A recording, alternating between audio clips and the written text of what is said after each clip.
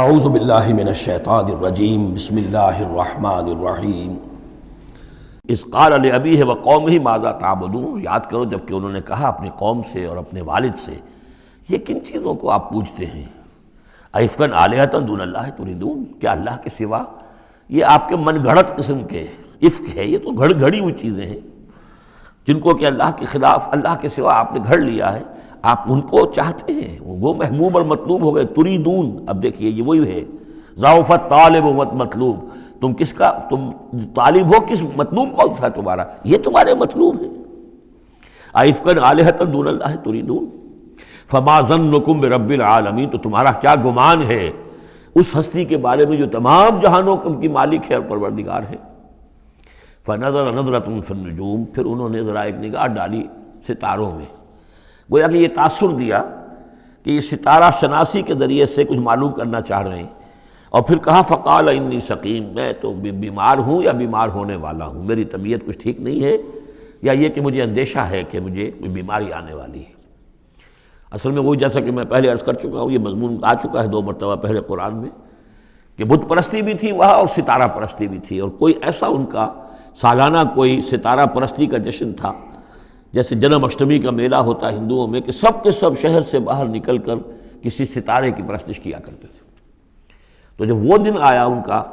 تو سب کے سب چلے گئے۔ حضرت ابراہیم نے کہا میری طبیعت ٹھیک نہیں ہے، میں آپ لوگوں کے ساتھ نہیں جا سکتا، اور پیچھے رک گئے۔ فنظر نظرۃ فی النجوم، انہوں نے ذرا ستاروں میں نگاہ دوڑائی اور کہا قال انی سقیم، میری طبیعت ٹھیک نہیں ہے، یا میری طبیعت جو ہے خراب ہونے والی ہے۔ فتولوا عنہ مدبرین،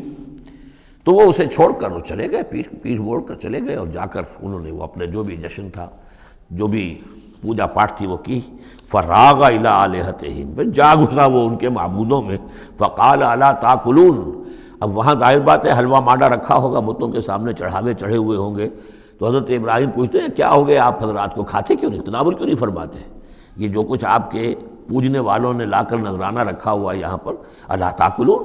کھاتے کیوں نہیں کھاتے آپ؟ فراغ علیہم ضربا بالیمین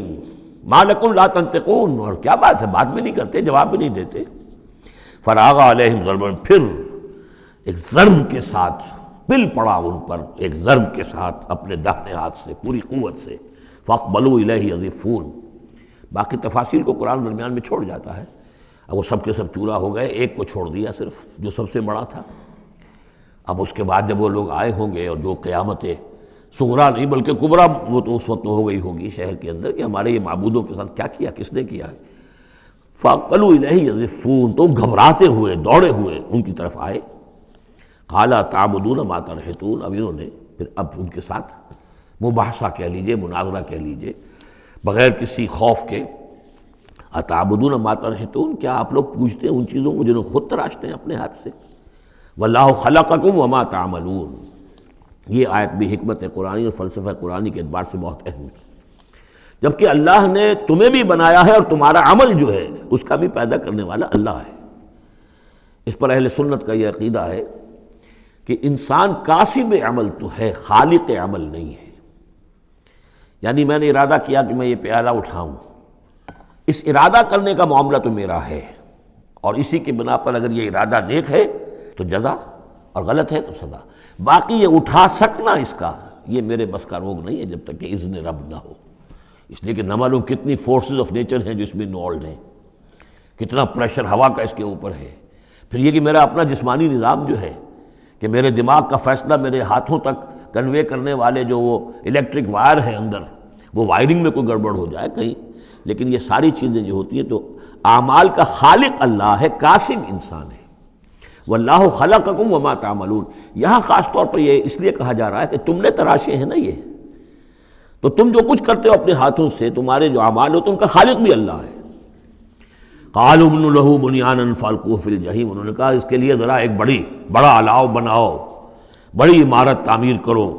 اور پھر اس کو ایک جہنم کے اندر جھونک دو، آگ کے اندر ڈال دو۔ فارادوا به کیدا فجعلناهم الاسفلین، تو انہوں نے اس کے ساتھ اس پر ایک داؤ آزمایا تھا، لیکن ہم نے انہی کو کر دیا نیچے، یعنی وہ شکست خوردہ۔ یہ میں اس کی وضاحت کر چکا ہوں پہلے کہ داؤ کون سا تھا۔ یہ داؤ یہ تھا کہ انہیں توقع یہ تھی کہ اب جب بہرحال الاؤ بن رہا ہے، اس میں آگ دہکائی جا رہی ہے، تو حضرت ابراہیم کے علم میں آ رہا ہے، یا ہو سکتا ہے دیکھ بھی رہے ہوں،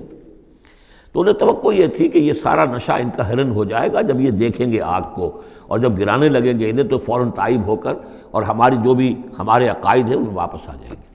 اس لیے کہ یہ آسان کام نہیں ہے۔ یہ ان کی چال تھی کہ یہ آ کر